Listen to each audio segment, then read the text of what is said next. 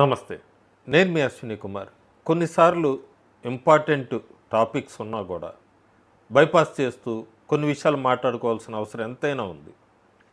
మరుగున పడిపోయింది, లేకపోతే ఆ రోజుకి ఆ వీడియోనో ఆ ఇంపార్టెంట్ టాపిక్ అయిపోయిందని వదిలేయటానికి లేదు. దాని తర్వాత జరిగింది కూడా ప్రజలకు తెలియాల్సిన అవసరం ఎంతైనా ఉంది.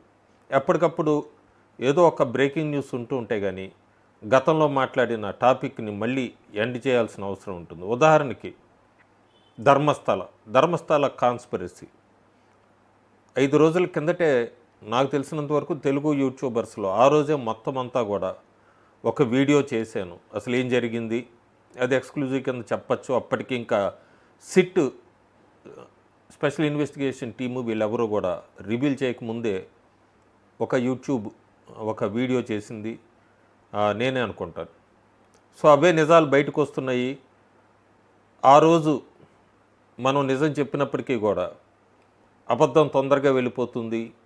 యాంటీ హిందూ ఎకోసిస్టమ్ చాలా ఇంపార్టెంట్గా ఈ యూట్యూబ్స్లో రీచ్ అవ్వటానికి ప్రమోట్లు చేసుకుంటూ ఉంటారు. ఎక్కువగా రీచ్ అవ్వటానికి దాన్ని వాళ్ళ ఎకోసిస్టమ్ ఇంకొద్దిగా షేర్ చేస్తూ ఉంటుంది. అదే జరిగింది.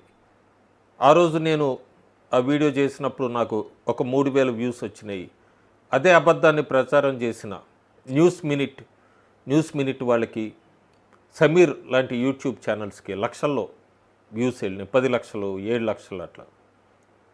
అక్కడే వెనకబడిపోతుంది హిందూ ఎకోసిస్టమ్. ఫ్యాక్ట్స్ ఏంటి అసలు అనే దాని గురించి ఆలోచించకుండా అబద్ధాలు నిజమా అనేది తొందరగా వాళ్ళు కూడా ఆలోచించుకొని షేర్ చేస్తున్నారు ఇట్లా జరిగిందా అని. ఎంత కాన్స్పిరసీ. ధర్మస్థల ఒక సేక్రెడ్ ప్లేస్, దాన్ని ఎట్లా తీసుకొని వచ్చారు, దాని వెనక ఎవరు పనిచేశారు. ఓ ముసుగు వీరుడు, ఒక మాస్క్డ్ మ్యాన్ వచ్చేసాడు సడన్గా. ఏం జరిగింది ఆ సిరీస్ ఆఫ్ స్టెప్స్కి వెళ్ళే ముందు, సిట్టు ముందు అతనికి ఎవరు ఫండింగ్ చేశారు ఈ కథ అంతా నడపటానికి అని 2 పేర్లు వెల్లడించాడు. ఆ 2 పేర్లు కూడా జమీర్ అల్తాఫ్, సువైనా. వీళ్ళిద్దరూ అతనితో నడిపించినట్టుగా సిట్ ముందు ఒప్పుకున్నాడు. సో ఆ పేర్లు బట్టి అర్థమవుతుంది మనకి వెనక ఎవరున్నారు. అయితే దాని వెనక ఇంకా రాజకీయ నాయకులు చాలామంది ఉన్నారు. నక్సల్స్ పేర్లు కూడా చెప్తున్నాడు. సో ఈ టోటల్గా హిందువుల్ని డిఫేమ్ చేయటానికి జరిగినట్టుగా తమిళనాడు అండ్ కర్ణాటక ఈ 2 రాష్ట్రాల్లో చాలామంది పేర్లు బయటకు రాబోతున్నాయి. వాళ్ళది వచ్చాక చెప్దాం వాళ్ళ పేర్లు ఎవరివి అనేది ఏంటి అనేది. ప్రస్తుతానికి ఇంకా ఇన్వెస్టిగేషన్ జరుగుతోంది. ఆ సమీర్ అని యూట్యూబర్ని 2వ రోజు కూడా రమ్మన్నారు. ఇంకా అసలు ఏం జరిగింది, కాన్స్పిరసీ ఏంటి, ఈ లైస్, ప్రొపగాండా ఇవన్నీ కూడా ఎట్లా నడిచినాయని మొత్తం ఫస్ట్ డేనే సడన్గా ఇందాక చెప్పినట్టుగా ముసుగు వీరుడు సడన్గా తెర మీదకి వచ్చేసి నేను చాలామంది శవాల్ని పూడ్చిపెట్టాను ధర్మస్థల్లో, మహిళలది, చిన్నపిల్లలది, అట్లాగే వీళ్ళందరూ కూడా సెక్షువల్గా అసాల్ట్, హింసకు గురయ్యారు. వాళ్ళందరినీ తర్వాత కాల్చేశారు, మర్డర్లు కూడా చేశారు కొంతమందిని. వీళ్ళందరినీ నేను పూడ్చిపెట్టాను. ఈ 17 సైట్స్లో అంటూ కూడా ఒక 17 స్థలాలు చూపించటం ఇదంతా కూడా నడిచింది ఫస్ట్ డే. నెక్స్ట్ వెంటనే ఏం జరిగింది, ఈ కాంగ్రెస్ కూటమికి చెందిన నాయకులు కానీ వాళ్ళ తరఫున ఉన్న సోషల్ మీడియాలో వాళ్ళు ఎంటైర్ ప్రొపగాండా ఎకోసిస్టమ్ ఒక్కసారి నిద్రలేచినట్టుగా ఈ ఐటమ్ని పిక్ చేసుకున్నారు. సోషల్ మీడియా హ్యాండ్లర్సు వీళ్ళంతా కూడా ఇంకా దీని వెనకబడి కథలు అల్లటం మొదలుపెట్టారు. ఇంకా అసలు ఫ్యాక్ట్ ప్రూవ్ కాకపోయినా కూడా ఒక పెద్ద కథలు అల్లటం మొదలుపెట్టారు. ఎంత ఫాస్ట్ అంటే వాళ్ళ ఉద్దేశం ఏంటో చాలా క్లియర్గా అర్థమైంది. ధర్మస్థల్ని డిఫేమ్ చేయాలి, ఎట్టి పరిస్థితుల్లో హిందూయిజంని అటాక్ చేయాలి. ఆ ఇంటెన్షన్ అంతా కూడా ఆ రోజు నడిచిన సోషల్ మీడియాలో యూట్యూబర్స్ పరిగెట్టిన విధానం బట్టి మనకు అర్థమవుతుంది.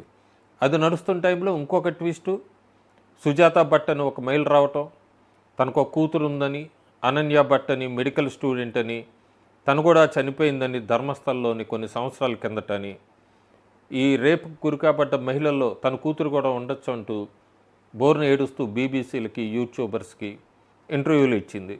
తర్వాత ఏమైంది, యూటర్న్ తిరిగింది. ఆ అమ్మాయికి ఆవిడకి ఎక్కడా కూడా కూతురు లేదని తెలిసింది అనన్య. ఇంకొక కట్టు కథ, ఫ్యాబ్రికేటెడ్ స్టోరీ ఈ ధర్మస్థల్ని ఇంకొద్దిగా లీడ్లోకి తీసుకెళ్ళటానికి ఆమెను కూడా వాడుకున్నారు. యాంటీ హిందూ ఎకోసిస్టమ్ మొత్తం. ఆ తర్వాత నిజాలు బయటకు రావటం మొదలుపెట్టినాయి. ఆ whistle player masked man arrest చేశారు కర్ణాటక పోలీసులు ఈ ఎంటైర్ స్టోరీని ఫ్యాబ్రికేట్ చేసినందుకు. ఇక్కడ మనం బాగా గుర్తుపెట్టుకోవాల్సిన విషయం ఏంటంటే కర్ణాటకలో కాంగ్రెస్ ప్రభుత్వం ఉంది. సో ఎవరైనా మాట్లాడడానికి హిందూయిజం బీజేపీ ప్రభుత్వం తీసుకొచ్చింది, లేకపోతే బీజేపీ నాయకులు ఇట్లా కదలలేరు, లేకపోతే హిందూ గ్రూప్స్ కొద్ది కదలలేరు అంటానికి ఎక్కడ అవకాశం లేదు. ఎందుకంటే రూలింగ్లో ఉంది కాంగ్రెస్ గవర్నమెంటే. కాన్స్పిరసీ మాత్రం పూర్తిగా ఎక్స్పోజ్ అయింది, ఇంటెన్షన్ క్లియర్ అయింది. ఇంటెన్షన్ ఏం లేదు, అబద్ధాలని మొక్కలు నాటడం, ఒక ప్యానిక్ హిస్టీరియా క్రియేట్ చేయటం, హిందూయిజాన్ని డిఫేమ్ చేయటం. ఆఖరికి అదే కాంగ్రెస్ గవర్నమెంటు ఫ్రాడ్లందరినీ అరెస్ట్ చేయాల్సి వచ్చింది. ఈ ధర్మస్థల స్టోరీ మనకేం చెప్తుందంటే చాలా కొత్త పాఠం, ఒక కొత్త పాఠం నేర్పిస్తోంది. యాంటీ హిందూయిజం ఎకోసిస్టమ్ ఎంత దూరమైనా వెళ్తుంది ఈ రకంగా చేయటానికి అనేది. ఈ ధర్మస్థల డిఫేమేషన్లో కూడా ఇక్కడ చాలా అనుమానాలు వస్తాయి. కర్ణాటక గవర్నమెంటు ఈ ముసుగు వీరుడు ఇచ్చిన ఒక చిన్న అల్లిన కట్టుకథని ఎలా నమ్మింది, అంత ఫాస్ట్గా సిట్ని ఎందుకు, ఆ రకంగా కూడా అనుమానాలు వస్తున్నాయి. సిట్ని ఎందుకు ఫామ్ చేసింది, అసలు క్రెడెన్షియల్స్ అతను చెప్పిన దానిలో నిజమేంత, ఇవన్నీ ఎందుకు చెక్ చేయలేదు. సిట్ కూడా చాలా డెసిషన్ ఫాస్ట్గా తీసుకొని ఈ సనాతన ధర్మాన్ని డిఫైమ్ చేస్తున్న వాళ్ళని వీళ్ళందరి మీద కూడా ఒక కన్ను పెట్టకుండా ఎందుకు అంత ఫాస్ట్గా రియాక్ట్ అయిందన్నది మాట్లాడుతున్న వాళ్ళు కూడా ఉన్నారు. ఏదైనా కూడా సిట్ కూడా మనం కంగ్రాచులేట్ చేయాలి, నిజాన్ని బయటికి తీసుకొచ్చినందుకు, ఇదంతా వెలుగులోకి తీసుకొచ్చినందుకు, వాళ్ళు అల్లిన కట్టు కథనంతా కూడా బయటికి తీసుకొచ్చినందుకు. ఇప్పుడు ఈ ముసుగు వీరుడు అతని పేరు కూడా రివీల్ చేశారు.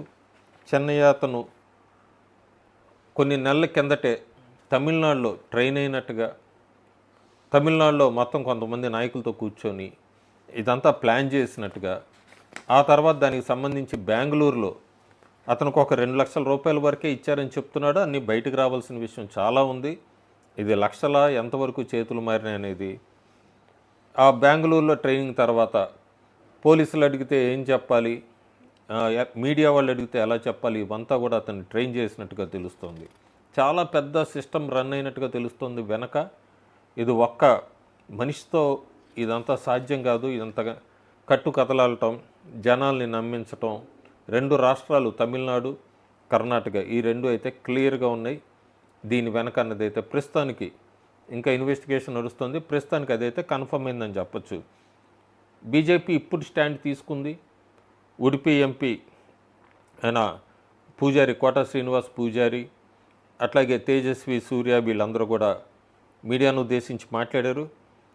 పూజారి హోమ్ మినిస్టర్ అమిత్ షాకి ఈడీ ఎంక్వైరీ చేయండి, ఎందుకంటే ఈ యూట్యూబర్సు, ఈ న్యూస్ మినిట్ లాంటి వాళ్ళు, జుబేర్ లాంటి వాళ్ళు సోషల్ మీడియా ట్విట్టర్లో, అట్లాగే వీళ్ళందరూ కూడా సమీర్ లాంటి వాళ్ళు, వీళ్ళకి అసలు ఫండ్స్ ఎంత వచ్చినాయి, ఎక్కడి నుంచి వచ్చినాయి, వీళ్ళంతా ఎందుకు ఇలాంటి కట్టుకథల్ని ముందుకు తీసుకెళ్లారు, దీని మీద ఎంక్వైరీ చేయమని చెప్పి కూడా బీజేపీ ఎంపీలు అమిత్ షాను కోరుతున్నారు.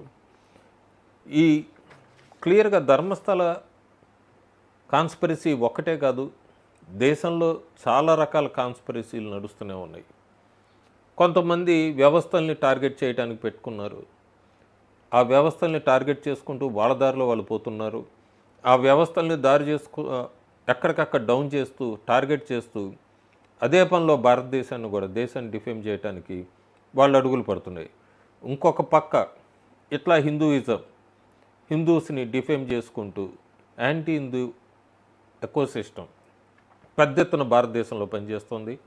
బయట దేశాల నుంచి ఫండింగు, మన దేశంలో ఉన్న నాయకులు వీళ్ళకి ఫండింగ్ ఇవ్వటం, ఇదంతా కూడా చైన్ లాగా తిరుగుతుంది.